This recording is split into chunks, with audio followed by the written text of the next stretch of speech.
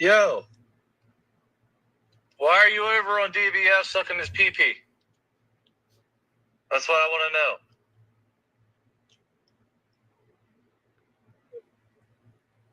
Yo, why are you over on DBS sucking his pee-pee? That's what I want to know. Hello, everyone. Howdy. I'm Occupational Click. This is my brother. We're going to come on briefly. He's got to go to work tomorrow, but we want to give you an update. I put some videos up. I was in the hospital. It was a whole, we'll talk about that, but how is everybody? I was in the hospital yesterday. After I got done streaming, he went to bed. I would do more tech stuff, and I remember I said, I got to make sure he goes to bed okay, because if he trips and falls and breaks his arm, I'm too drunk to drive him to the hospital. He had to take me to the hospital that morning, but it was on his way to work. I went to the ER room because I thought I tore another artery. But no, it just turns out, long story short, I have a fucking hernia. Yeah, I'm fat and I eat too much and all other kinds of shit. And he drinks too much. But I think it's congenital. And he vapes too much. Like the worst of both worlds. I got my back, it was 14 months ago, Christmas of 23, when I tore my inferior epigastric artery. My mother did the same thing. I got that from her.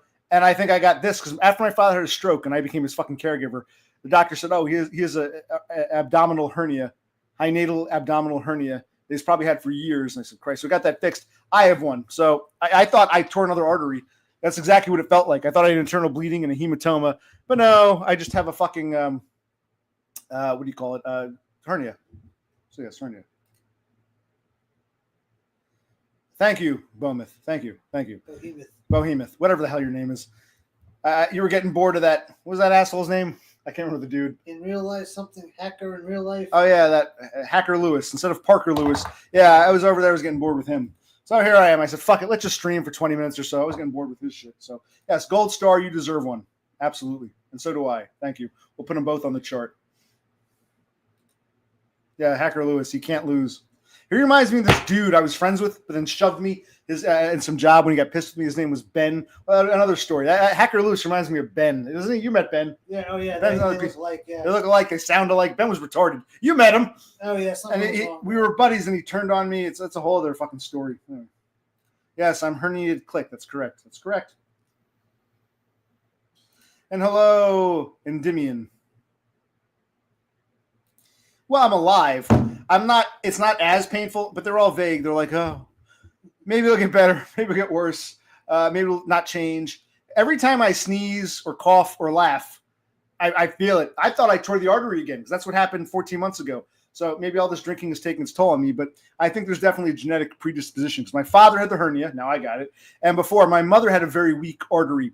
Like with the inferior epigastric artery, when I tore mine, it was from sneezing. Every time I sneezed or coughed, it would hurt like hell. And one day I just couldn't move at all. And the doctors were surprised. They're like, usually you got to be in a car accident or someone takes a baseball bat to your stomach or you fall off a roof. It's very rare just from coughing and sneezing. But my mother did it to herself once too, like 20 years ago. She was moving a piece of furniture and the doctor said the same thing. You got this just from moving furniture. So I think I had a weak, genetic predisposition there, and this must be my father or whatever. I don't know how long I've had it. I might have had it for years and finally caught up with me, but a hernia is basically when one organ pushes through the muscular wall and pushes against another organ. In my case, my stomach is pushing through the muscle and pushing up against the lungs. So unless all the vaping, maybe it's the other way, the lungs pushed back, expanded, and broke the wall, causing the stomach to come out. And the problem is that, like in Star Trek, if you cloak and you go through a solid body, if the cloaking device goes off, you become encrusted in the meteor or whatever. Same thing. If it does start to, if the muscle starts to close up, it will close up on the stomach. So I called and just have somehow a telehealth medicine appointment to see if I'm a candidate for surgery and go from there. I hope they don't play the stupid, like I was saying to my shrink. I saw my shrink today. You break your arm instead of doing surgery or whatever. Instead of doing surgery, I tore my meniscus 15 years ago. Before the doctor said, yeah, you need surgery, but we can't just do it. We have to make you do, what's it called? Physical therapy first, even though it's meaningless. It's all legalese. You do physical therapy, do 12 sessions just to see if it magically improves, which it won't. And then once you do that, the prerequisite, then we can do the surgery. So I had to go there. So I hope they don't say some bullshit like, yeah, you need surgery, but well, we got to wait 6 months and see if you lose weight. I got to play some stupid game. I like to get it fixed sooner than later, but I'm alive. They discharged me. I was hoping to get a hospital stay, like a hotel, get shot up full of morphine for a few more days. But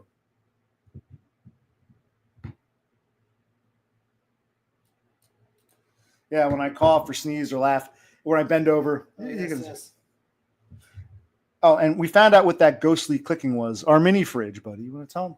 Maybe it's all prophetic. Our mini fridge. Okay, Yeah, our mini fridge is failing. That click is some sort of mechanism not working correctly. So we unplugged it. We took it outside, dumped out the water, let all the water evaporate. We plugged it back in. It's still making that clicking noise. We're going to keep an eye on it. Hopefully, it's somewhat salvageable, but we don't know. We might have to, because we keep all of our beer. Our beer in fridge. there. Yeah, it's nice. We had to put our beer in the main fridge, and it's like not the same.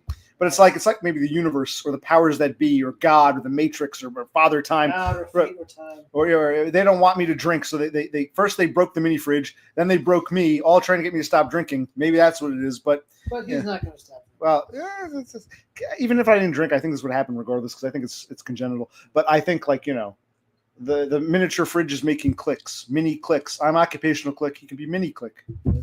No.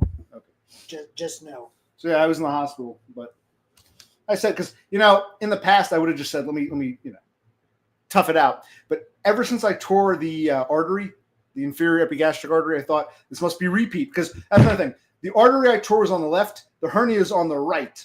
So I thought, okay, and your artery goes all the way around. So I said, okay, I tore the left side. Now I've torn the right side. That's what it felt like. I said, better get to the hospital. But no, apparently it was a hernia. Living with a hernia. I'm not going to repeat all that, Cassandra. You have to go back. I was in the hospital. I have a hernia. Let's keep it that way. I got to go look at the surgery now. I thought it was my artery again because it felt exactly like it, but no, it wasn't the artery this time. My mother had that. It's the hernia, my stomach going through the muscular wall and pushing it so long. My father had that. So this guy has a hernia. His stomach is pushing into his lung. Breaking through the muscular wall that's right, and pushing into the lung. Yeah, organs that shouldn't be touching or touching. Yes. Well, I changed my mind because, why did I change my mind? To reiterate, to recap. Well, because it's Cass. Because it's Cassandra, yes. We wanted you to know. And Sloth. He wasn't paying attention. So I figured, let me repeat twice because Cassandra wasn't here, so she can hear it. And the people who were here probably weren't paying attention. They're still going to ask me, Click, how old are you again? What state do you live in? Why were you in the hospital today? Exactly. So, okay, so there. Cassandra heard it once, and you guys all heard it twice. I don't need to repeat. You can always go back and reminisce and rewind back when this is over and watch the old, stream or whatever, and go from there. Well, every time I cough or laugh or bend over or sneeze, it hurts like hell. But I'm more functional. When it happened, I got done streaming last night. He went to bed. I even said, if he falls down the stairs, I can't drive him to the hospital. I'm too drunk. Prophetic. I'm in the hospital. But no, after I got done, it wasn't you guys. After I got done streaming, I was back to my taxes shit. I was scanning. Then I set some mouse traps because I didn't know yet that the clicking was the mini fridge. I thought the clicking was like a mouse. So I set some mouse. I felt fine. Everything's fine. Came back, was scanning. All of a sudden, I had to sneeze. And I was kind of feeling some slight pain. As soon as I sneezed, I felt like I'd been kicked in the stomach by a mule. And when my brother got up in the morning, I said, listen, the hospital's on your way to work. Can you drop me off? Good, you do that. And don't use there's a delay excuse bullshit. Well, I forget. She answers the question. Oh, that's right. Cassandra will tell you. Yes. Oh, she did. Oh, wow. See, there's no delay. All right, then. Okay, no delay excuse. This ain't got shit on you. All right. Apparently. You want to get timed out? Do you want to get timed out, you bitch? I repeated myself for you. Do you want to get timed out? Anyway. Right. Have any of you ever had a hernia? Have any of you ever heard it?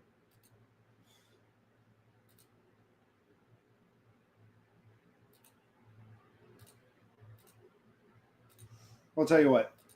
Cassandra's going to take a little 1 minute break and think about it because that'll got her catch up on the delay. So, Cassandra, you're timed out for 1 minute. Have any of you had a hernia? I like being an asshole sometimes, but no one's perma-banned. It's only 1 minute. And if she doesn't come back, oh well. So, yes, I have a hernia. I got to go back to work soon. Oh, and I can't get temporary disability because I'm unemployed. So I'm getting unemployment. Okay, I can't apply for TDI again because I'm not actually on the job. TDI is I'm working, but I can't work because of an injury. Well, you're out of work. You're unemployed, so I don't get TDI. I don't think. Fair point. Although kids have them sometimes. Anyone can have them. Yeah. I've pulled muscles too, but this is different. This felt like tearing an artery. It felt exactly like when I tore my artery and I had the internal bleeding and the hematoma, which is a pocket of blood where it shouldn't be. this hernia felt just like the torn inferior epigastric artery.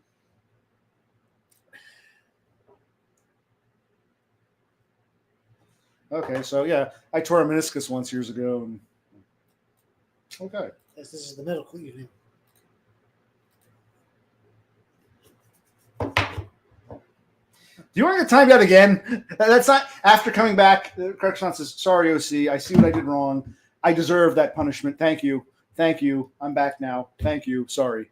I was giving you a minute to catch up, like a minute of prayer. I mean, like the public school. Call it a reprieve. A reprieve. Just a respite. Yeah, to catch your thoughts, relax, get away from this guy. Right. We were helping you help yourself, Cassandra. We were helping you help yourself. Okay. These beers are kind of warm because we put them in. We put a few in the freezer. It's not the same. We're so used to. We've got so spoiled with that mini fridge. And we're gonna look into how to fix it. Okay, let's talk mini fridges. Yeah. Has anyone had a mini fridge? I know nothing lasts forever, but want to talk about the mini fridge? It's less than 5 years old. That's all you really need to say.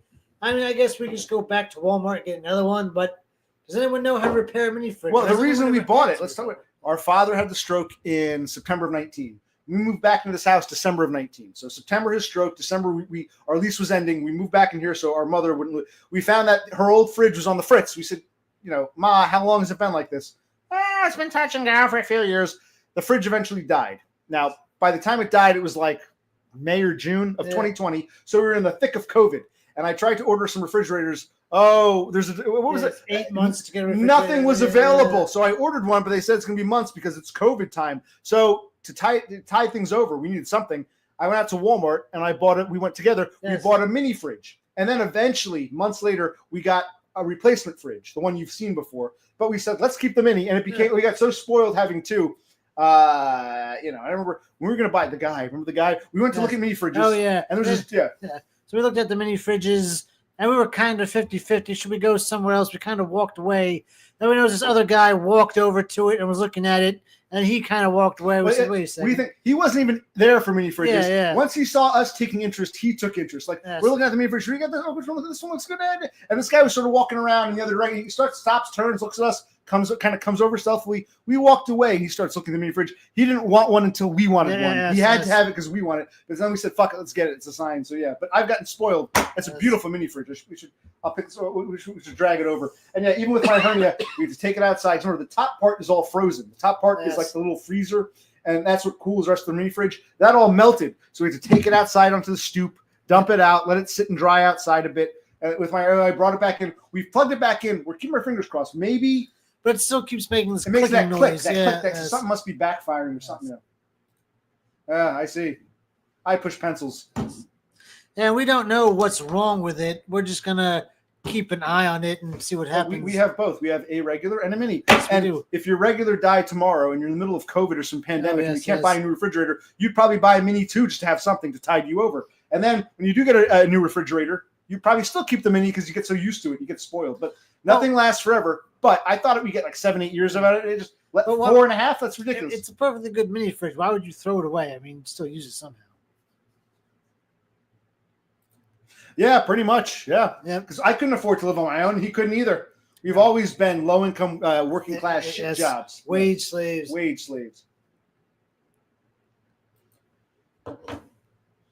Horse has been here since before you came here, Cassandra. Cassandra's being naughty. Don't do it. No, don't. You got lucky, Cassandra.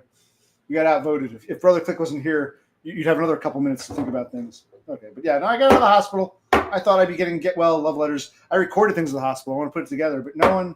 I put my gimme debts. I got to put my give me monies e-begging. Yes. I got to e-beg. Yeah, well, you do the freelance work. Yeah, freelance work. So you got those 1099 miscellaneouses. Yes, he does.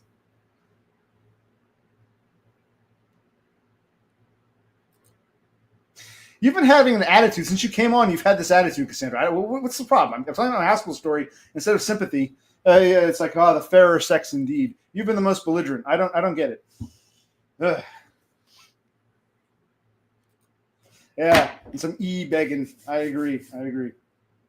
Still a slave to the man. Right. Click on that one real quick. Cats.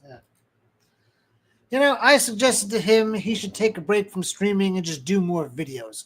Do you guys want more videos? Do you prefer the streams? I think he should, for the month of March, he should just go video, maybe a stream. But I think this should be a more video-heavy channel. Am I wrong? Am I off base? Should it be 50-50 maybe? What do you guys think? Okay, so Cass wants 50-50. What about you, Horsehead?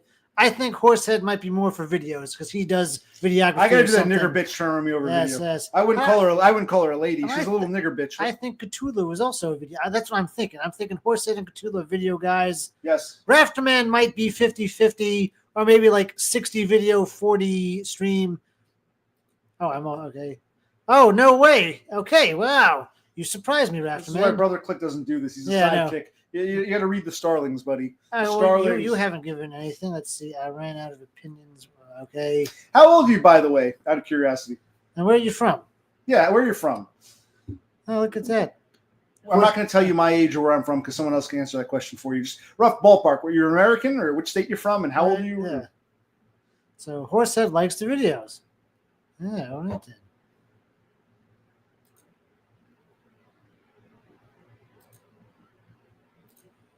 Yeah, Cassandra prefers. They're starlings. They want the nest. I tried to starling, and when I did, I got in trouble. Yo, why are you over on DBS sucking his pee-pee? That's what I want to know. He and Dumb have a good back and forth. They do text and call every now and then. You guys don't see or hear that, but I do. It's a good, friendly connection, I'll say. Okay, so you're 50. Okay.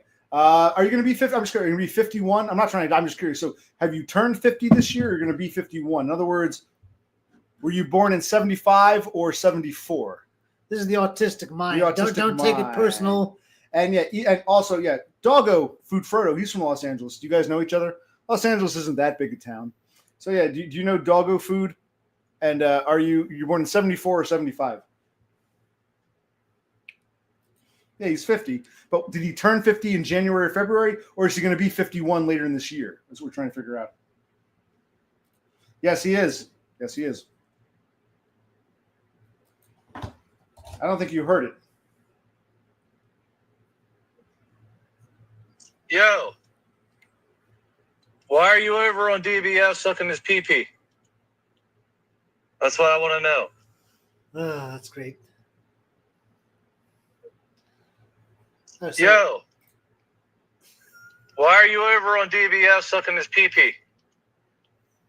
That's what I want to know. You have redeemed yourself.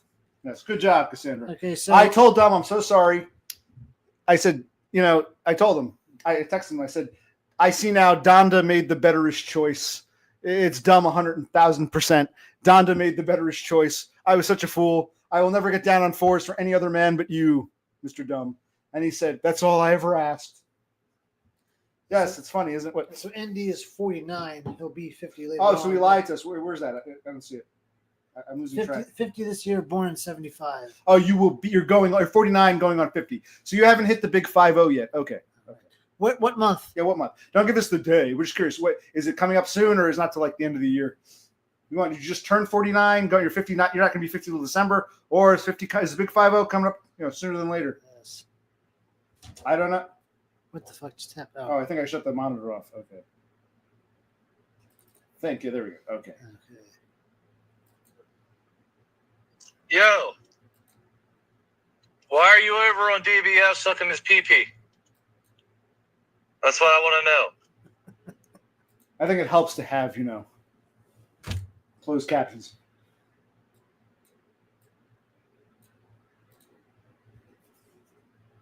Yes, it's funny. It's beautiful. Cheers. Have a drink with us. Yes. All right, so sometime in June, we'll do a stream for Andy. The sun is fading away. Your 40s are fading away. That's the end of the day. As the June light turns to moonlight, and he's on his way. Just one kiss and he'll go. Don't hide the tears that don't show. As the June light turns to moonlight, and he will turn 50. Yes. Let me give you an example of what I'm talking about when I talk about captions. Oh, did you change this video setting? What do you mean? Yeah, I did that already. Oh, you did? Oh, I missed it. I did it early on. Yeah. Oh, good call. Buddy. Here's what I mean by captions. Yo, why are you over on DBS sucking his pee-pee? That's what I want to know. Does not help. Good job, Cassandra. You redeemed yourself. Next time, I'll just put you in a 50-second or a 30-second timeout. Okay.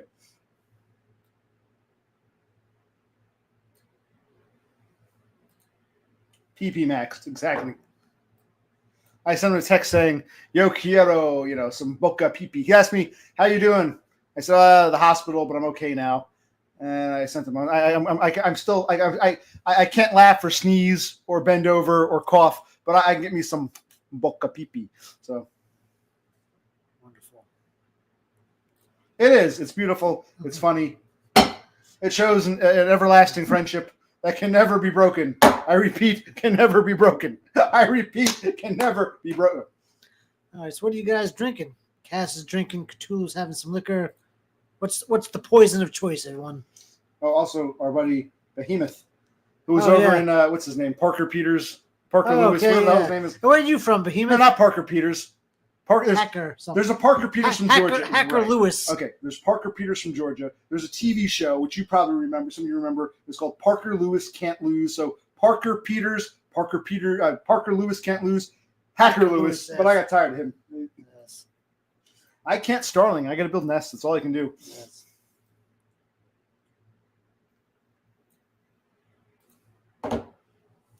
He didn't have time. He was too busy getting his pee-pee sucked by someone else.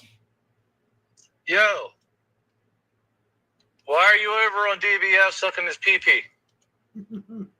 That's what I want to know. I mean, now I know how Donda feels having these two great guys, one in Australia, one in Pennsylvania, fight over me. I feel so important.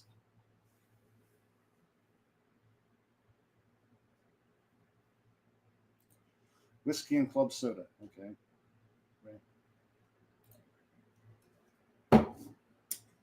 Our soon-to-be 50 in June. It's gonna be tomorrow's March. Tomorrow begins March. 3 months, he'll be the big 5-0, half a century. All right. He's drinking some rum with a 5-hour energy and Coke Zero with a teaspoon of cough medicine. I should get some cough medicine because that's why when I tore my inferior gastric artery, it was really the cough medicine that suppressed the prescription grade. I said, "Can you give me some cough medicine?" ER nurse practitioner's like, "No, we don't just give that out." I said, "Can you give me some pain pills?" "No, we don't subscribe that." She gave me jacked up ibuprofen, but prescription grade. I'm like, fuck this shit. Speaking of which, I should probably take some in a minute, but yeah.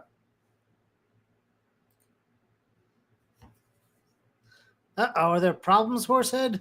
Why is there? Why do you want alcohol? Number one. Why you think? Well, there's no alcohol. Yeah. Why is there no? Yeah. So why do you want it so badly? But why don't you always have? You should always have. In fact, if you don't drink that often, you should always use that. I haven't had a drink in so long. Yes. I've got plenty in the fridge I haven't touched. How do you go from wanting a drink but not have? What's going on? What's going on? Did you have a problem with alcohol? Did your wife have a problem with alcohol? Yeah, so you had to get rid of it all?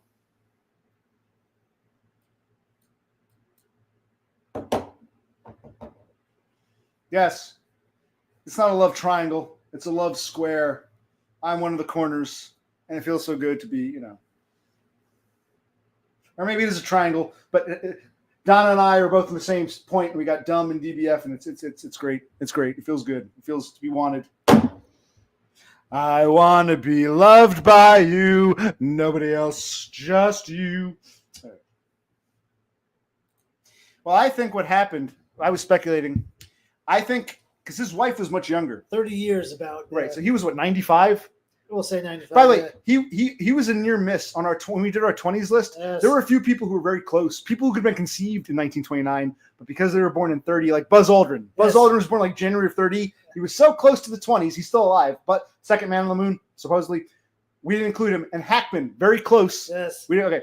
I think what happened was his wife was the caregiver. She died suddenly. Brain aneurysm, heart attack. She died. And 95-year-old, what's his name? Hackman gets out of bed. Honey, oh, I think he was disoriented. He probably tripped and his pacemaker died. Yes. And then no one fed the dog, so the dog died. The other dogs probably started eating their corpses. That's probably what happened. So I think she was the caregiver. She's only 63. She had a heart attack. Right. Stroke. She died suddenly. Now no one's there to care for Hackman, so he dies. Hackman trips and falls, can't get up. There's no one there to help. Help! I've fallen and I can't get up. Yes. And then So no one killed them. The wife died of natural causes. Hackman fell. He could have been helped because the wife had died. He couldn't get the help. No one was there to help him. He just died. Yeah. Right. 95 years old on the floor. Pacemaker. Battery goes out. Yeah. And the dog. There were 3 dogs. One was dead. The other 2, I swear, the other 2 were most likely eating their remains. You know what I mean? It's probably they probably came in to find dead Hackman with like some of the stuff hacked off. The wife was probably already decomposing, and the other dog was probably devoured. So yeah, and the other 2 dogs were hungry. No one's there to feed them. They're locked in this house with a dead dog and 2 dead humans. So yeah. Now, while the front door was open, I guess Gene walked in, didn't close it, fell. That's probably what happened. I mean, yeah. Some say foul play. Some say radon poisoning. Oh yeah. I think the wife was the caregiver. No one expected her to die. She had an aneurysm or a heart attack or something. She dies, and now Hackman, who's totally dependent on her, she's gone. Now he's basically the only reason he lived this long is because he had her to be his caregiver. Once she went, all it took was a day or 2. He's dead. And then the dog died, and then someone eventually found them. So yeah, that's what I think. I think the wife was a caregiver. Her sudden death led to the inevitable death of the dog and Gene Hackman. That's my personal theory. I could be wrong. It's juicy if it was something more sinister, but I think the caregiver went out and died, at which domino chain reaction. Well, I could be wrong. I'm just speculating. I'm theorizing. Yeah, especially considering she was like 30 years younger than him, and they got together like 40 years ago. So she was like, what, in her 20s, and he was in his fucking 50s when they got together. So, he did well.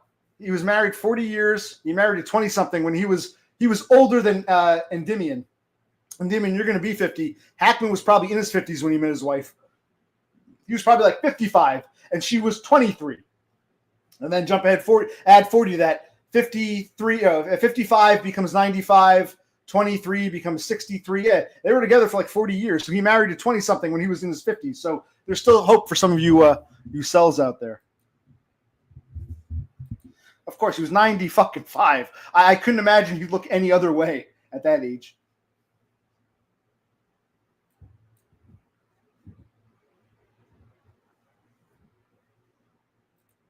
All right, Sloth disagrees. He has his own theory. Let's hear the Sloth theory. Yeah, but he got the money at least. I think she married him for his money, not that he's a famous actor. She probably didn't even know who he was. I've never heard of you. Did you ever see The French Connection? Is that a chocolate bar? That's probably, Now, this is a girl you starlings love to talk about. The Girlfriend's Guide for Guys. Is that who you're talking about? I don't watch her. She just comes up when you guys want to mention her.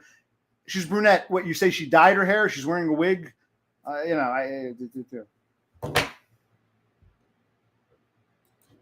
Yeah, but 5 years later, none of them look all right. I haven't seen a 95-year-old who looks good.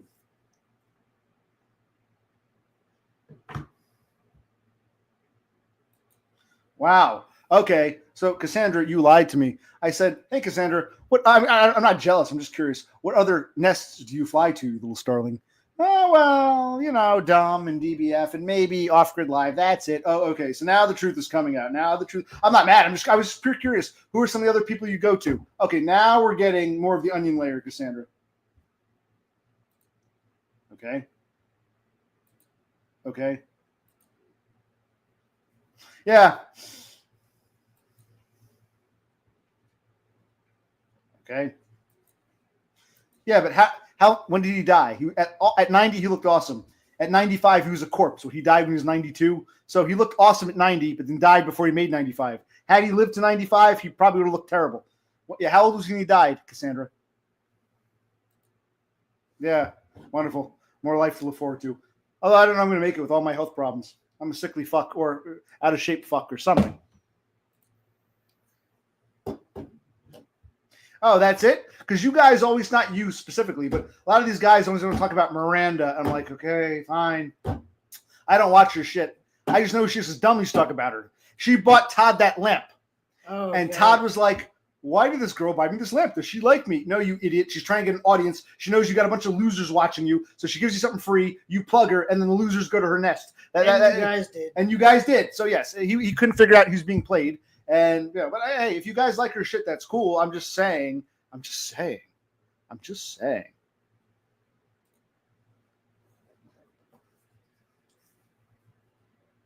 yet you still flock there.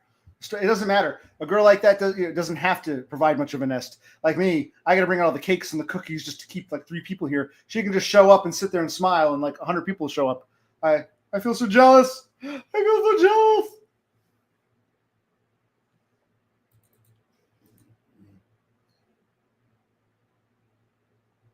Right, like I just said, you only prove the point. You're missing. He looked great when he was 90, sure. But what about at 95? Oh, he didn't even make it to 95. And he looked like shit that last year of his life. Okay, yeah, there are some good-looking 90-year-olds. There are no good-looking 95-year-olds. You're either a corpse or you look like shit. So yeah, at 90, you might still look awesome. But if you live much beyond that, like 92, 93, you're either going to be dead or look like a fucking corpse. You know, no one survives their 90s looking awesome. If you look awesome at 90, you will not look awesome when you're 100, even if you make it. Yes. So I should go back to doing what she does, just do videos. Okay. Good advice, Cassandra. I will follow the lead of Miranda.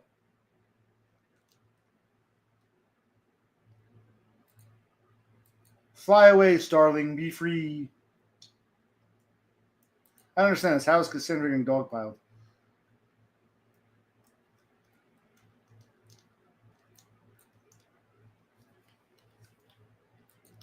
If you flock, it's a nest.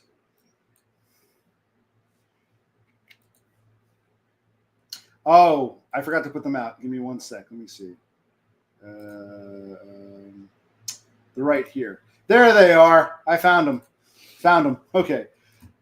Enjoy your cake. You got 5 minutes to eat it. I can be an abrasive asshole sometimes. It's funny. Okay, where were we?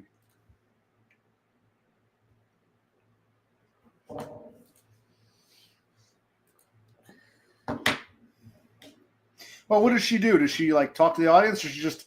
It's like one of her videos, only a live video. I mean, like, what is it like?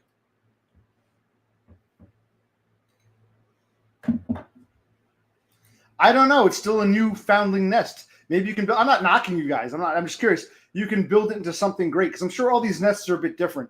You get something different here than you get with this asshole, than you get with the other asshole. Who's the other asshole, you ask? Well, you maybe recognize his voice.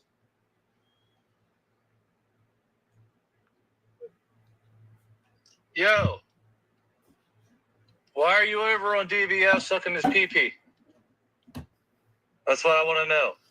We're all a bit different, but starlings go nest to nest, and there's nothing wrong with that. The merry pranksters, you just go nest to nest to nest, and all nests are different, but you're like the same group that likes to go place to place to place to place, and that's fine. So I'm just asking about other nests that are out there, because every time I try to go to a nest, every time I try to go to someone else's nest, I've tried it. I've tried to be the starling. I either get fucking banned or I get this.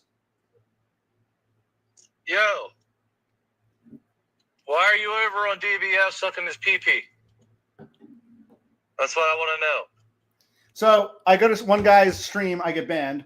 The other guy is upset that I went to the stream in the first place, so I can't be a starling. All I can do is ask the starlings what it's like to be a starling. Where's Cthulhu Salt? I want him to answer the question.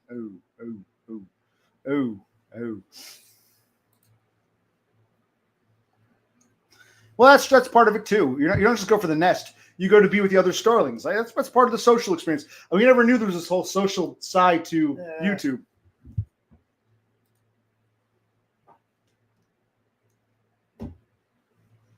Okay.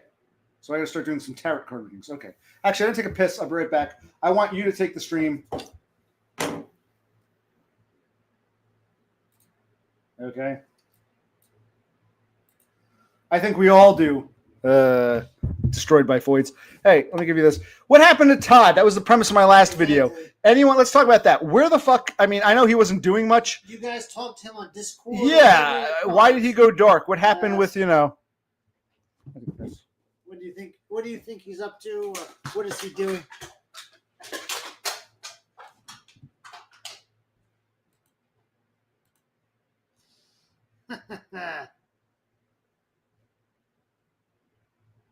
All right, I'll try to make sure he doesn't do that.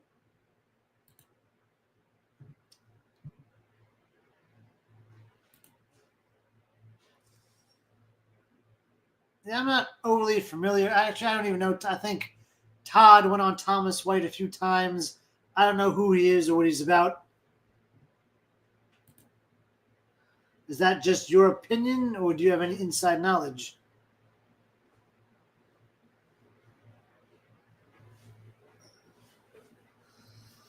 All right. So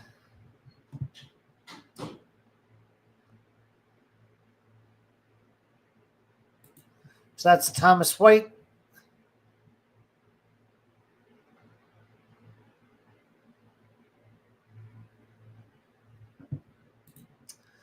Well, yeah, I mean, Todd is always going to do that until he physically can't anymore. But he could give us a stream or a video. I mean, he has nothing else to do.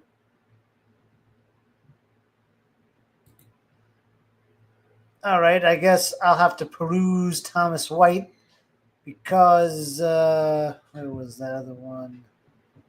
Okay, all right. Horsehead ain't too happy with him. Cass doesn't seem to like him that much.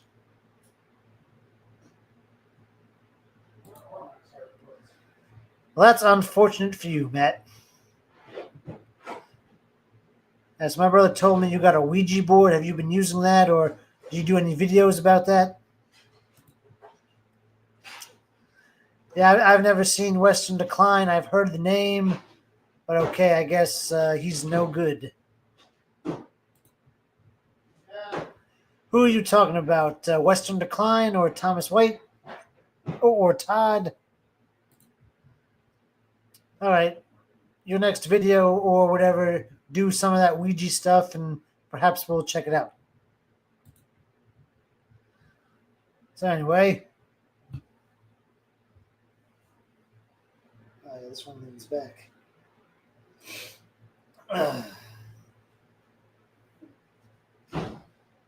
So, yes. So Zelensky went to the White House. He spoke with Vance and Trump, but it broke down. How do you guys think Ukraine is going to turn out?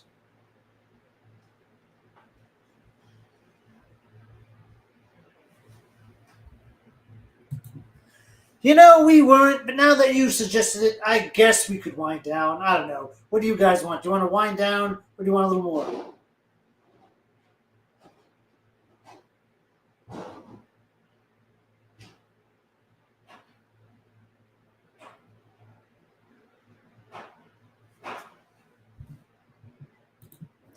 Yeah, that's interesting.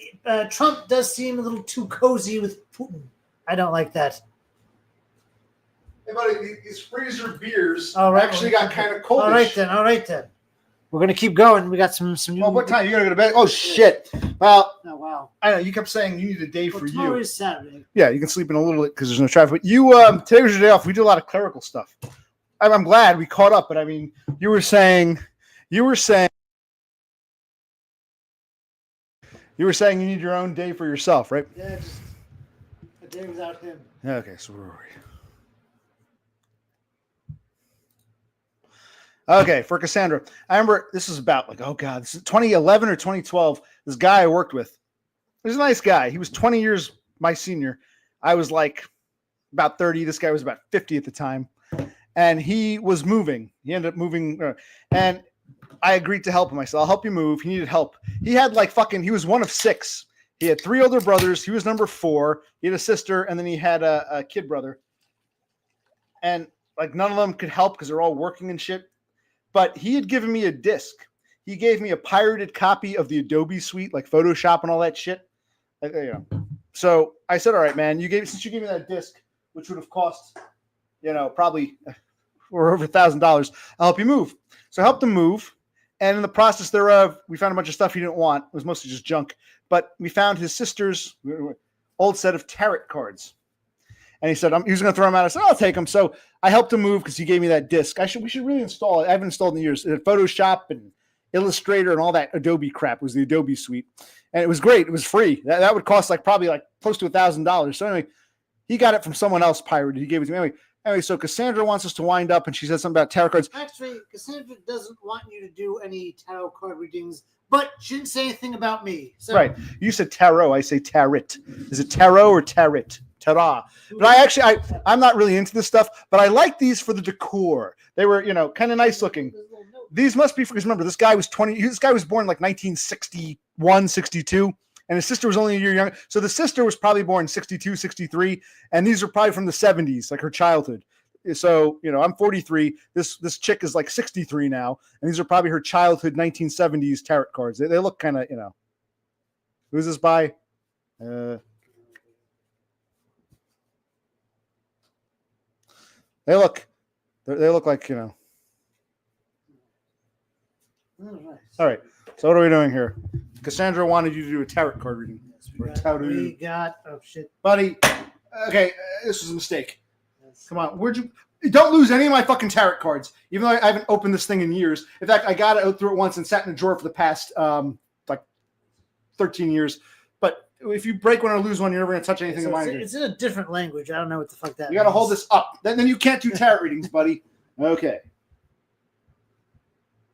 Roy de Denier. That's French. He's the king of the denier. Yes. And what does the king of denier do? What does it mean? Well, whose reading are we doing here, buddy? I have no. You're a really shitty tarot card reader. I'll do it. Let me show you how to do tarot card readings. Okay. These are cool looking though. I like the graphics, the decor. They don't make them like this anymore. You know what I mean? Okay. Okay. So wait a second. This is La Diable, number 15. I'm behind in chat here. This is La Diable, number 15. Okay. What? I'm sorry. Just click on DBF. He said something about his own. Okay. We're gonna do that. I'll do the tarot cards. And you do the mouse. We'll switch seats. Would that be easier? Want to switch seats? Just give me the mouse. Anyway, I know. Wind up. Do I? Whatever you want to click on. This.